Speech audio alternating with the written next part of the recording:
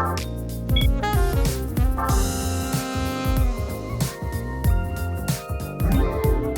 there, it's Derek here from Pacific Coast Auto in Japan, and we're looking at a 2006 Mitsubishi Colt Turbo. This thing here is a little front-wheel drive, turbocharged 1.5 liter, 163 horsepower, teeny tiny little rocket, basically the same size as a Toyota Vitz or a Honda Fit, but with a turbo engine, and kind of like an Evo, right? Just like a teeny tiny little Evo. Now this one here is bought from auction here in Japan. We're going to be exporting this over to my fair country, Canada. And we'll take a look at the car before it gets exported. Now first off, engine runs perfectly fine. Nothing wrong with it at all. Engine revs nice and well. I'll give you a little bit of a sound. It does have an aftermarket exhaust. And I'll switch this off for the rest of the report. 153,000 kilometers, so a little bit on the higher side in Japan, but for outside of Japan, not that high. I don't know an awful lot about these engines, but for the most part, Mitsubishi engines tend to be fairly reliable. And overall condition of this car, very good with pretty poor paint. And so that's really the only issue. And look, RPF 1's perfect. Me too. Well, halfway. All right, so we have a valve cover oil leak. You can see it right along here. And I don't think that's going to be enough to prevent it from shipping. But there is some chance that this one will go to be shipped, and then they're going to be like, oh no, there's an oil leak. So if you want, we can get that repaired for sure.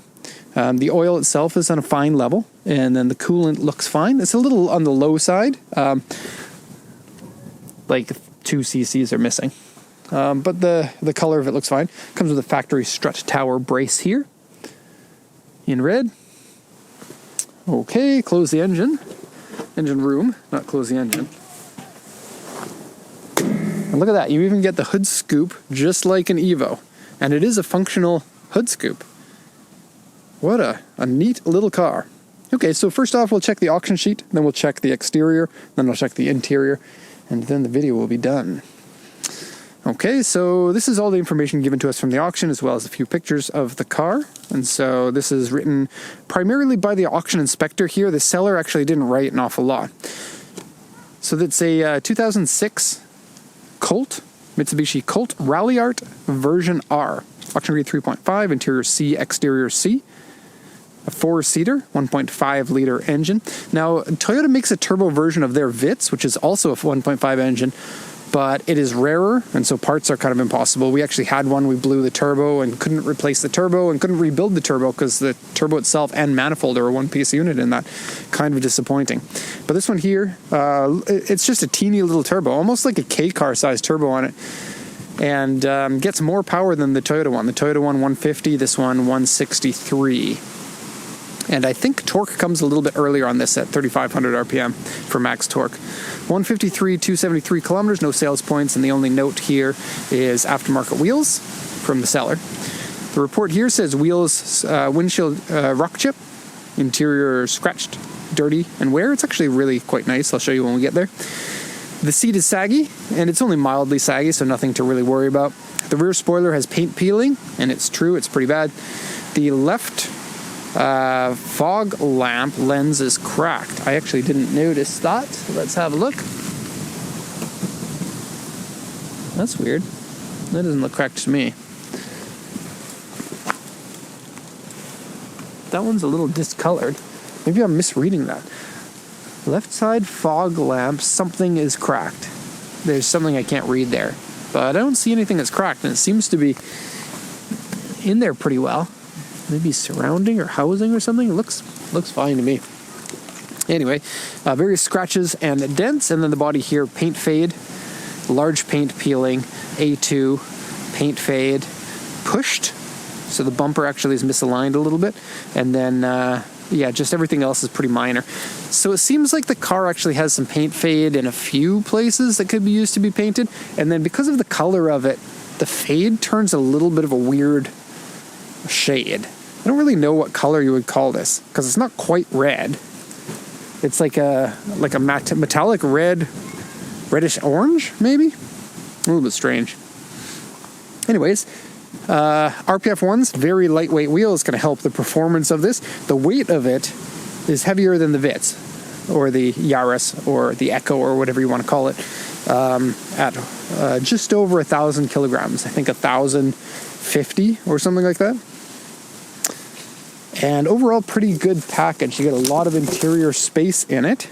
And something like this is going to be a lot more chuckable than an Evo. Of course, it's not going to win 0 to 60 races with an Evo, but I love like a small engine, lightweight car. And this one's actually not that low on power. 160-ish horsepower for just over 1,000 kilograms is pretty decent.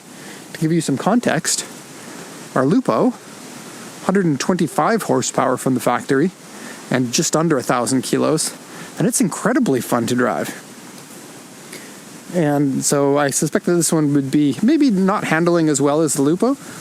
Maybe the chassis isn't as strong, but yeah, more power, so there is that.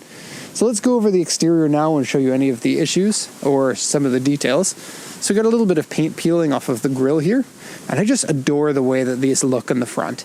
The super angry angular lights, the big vents down here, the little spats that you get, and it has a chin spoiler too, one of those little flexible ones to give you kind of better drag reduction in the front. The fog lamps look cool. The Mitsubishi badge is missing. I don't know why, but you do have the Ralliart badge right here. Headlights are a little faded. This goes for both of them. And then the pushed part, you can see this one here doesn't line up. So some sort of bracketing that holds the bumper on has been bent. You also have it doesn't quite line up here. And maybe it's hard to tell. I'm not too familiar with these cars, what to expect in terms of the regular panel gaps, but it looks like this side here, yeah, that's off. So that side panel gap is smaller than this side panel gap by a considerable margin. Okay, so this is a black plastic, and it has faded in some places. This one here is generally fine with just some light fading in there. But we take a look here and then take a look here, and you can see that there is some paint fade coming up the pillar, and then the roof is completely peeling, just like the auction sheet said. And then the rear spoiler, quite a cool, well, it's a small spoiler, but it's not that small. And cool looking, I think. But yeah, peeling paint on it. Back lights, I guess they look fine. Just fast little cars. I love it. People underestimate you, and then you can go boom, and they'll go, whoa, what's going on? Has like a little diffuser, fake diffuser look thing there. And then an odd styling choice here to have unpainted plastic here that's naturally going to go all weird colors. Now, not mentioned on the auction sheet, I think, both these doors look to have been repainted.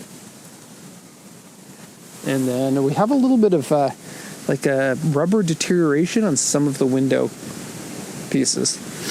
Our BB is doing the same thing. Once it gets to a certain age, it's just going to do that. Kakimoto Racing for the exhaust, and here's what it looks like. It's cute. I don't think it's going to be too noisy. Ralliart badge is peeling a little bit, and Kakimoto Racing sticker there as well. Nice tinted windows in the back, leaving you some privacy in the interior. Then here's the fade that they were talking about. Pretty bad there, and not as bad, but still faded here. Now this plastic is unpainted. That's just the color of the plastic changing. You might have some luck with like a trim blackening material. It's not a paint, but it can bring some trim back to life like these things and protect it from fading again in the future. And then it will all be this color again. Or you can paint it whatever color you want. It is cool that it has those factory over fenders though. From the regular Colt, it probably gives you, I don't know, 1 to 2 centimeters or so. You don't have huge tires on this, but a lightweight wheel with a small tire can be incredibly fun. And having the lighter weight and the smaller rubber means you're accelerating and decelerating a good amount faster. And it is something that's going to be noticeable. Especially these are like 4 kilograms a piece. So very cool. A little bit of a scrape there. Now it has 3 of the same 2019 tires on it, and then 1 2023 tire. So it looks like it had a puncture, and then they put on the same tire, a DZ102, which is a nice summer tire. You can definitely enjoy this. And then this one's going to Canada, so it has the marks that you need for Canada for the max load rating and max pressure rating. Also, brake pads have been upgraded to this brake pad that is a teal color, which is the color of the Project Mu brake pads. Also, your valve stems have been changed too. Okay, so the exterior, let's see, is there anything else that I missed? The hood has a little bit of fade here. There's some fade on the windshield wipers, and then there's a medium dent right here. There's not a lot of damage on the body. There is some paint fade. And once you own the car and you clean it up, you might notice some areas have a little bit of fade. Like, I have a feeling like there is some fade in this area, because it kind of, to me, it looks a little bit pinker. It is an odd color of paint, though. Like, not so much odd in a bad way, but just something that you don't see very often. Yeah, just gotta look at it one more time from the side, because it's a little bit longer than a Vitz, right? Longer wheelbase, but it gives you more interior space as well. And by Vitz, I mean Yaris. That's just what it was called here in Japan. Now for the interior, because it is a longer vehicle, you get a little bit more space in the interior. I would say that Toyota has better packaging, so although the Toyota footprint of the vehicle is smaller, you get more usable space inside. But this one is still larger, like larger body, slightly larger interior, and a lot of that goes to leg room for your rear passengers. Underneath here, you get a Space Saver spare tire. That's about it. Close this off. Rear seats. Now the rear doors are quite large, giving you an ease of entry compared to other subcompacts like this. And these seats, I'll just quickly sit in it to give you my impression. They're up higher than the front seats by like that much. So kids would be able to have a good view out the windows if they want to, and they can feel a little bit special being up this high. Kind of like a G-Wagon, has the same kind of feeling. Here's a look at the seats. Pattern is pretty normal, not much to say there. Seats are in good condition. And there's your leg room. Certainly usable for 4 adults. It is weird that these aren't a 5-seater though. Do we have a cushion that folds down? We don't. And it looks like the seats are fold down, flip up, because you can see the hinges there at the bottom.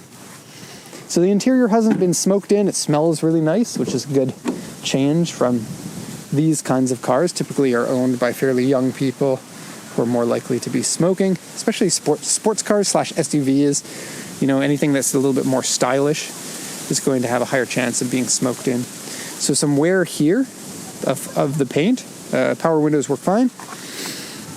Seats here, you know, the auction sheet said that they're saggy. They look fine to me. A little bit of sagginess in this bolster here. Right there. Like, here's your sag line. Steering wheel, for having the mileage that it has, is remarkably good. Sometimes these Mitsubishi steering wheels don't handle wear that well. Made out of a cheaper leather, but this one seems to be good. AC working fine. Proper 3 pedals and a manual transmission is going to make this a lot more fun than an automatic. Especially like I said, a low-powered car. It means you're going to be shifting more times. You're going to be learning how to heel and toe if you want an incredible fun time if you want to be driving in the mountains.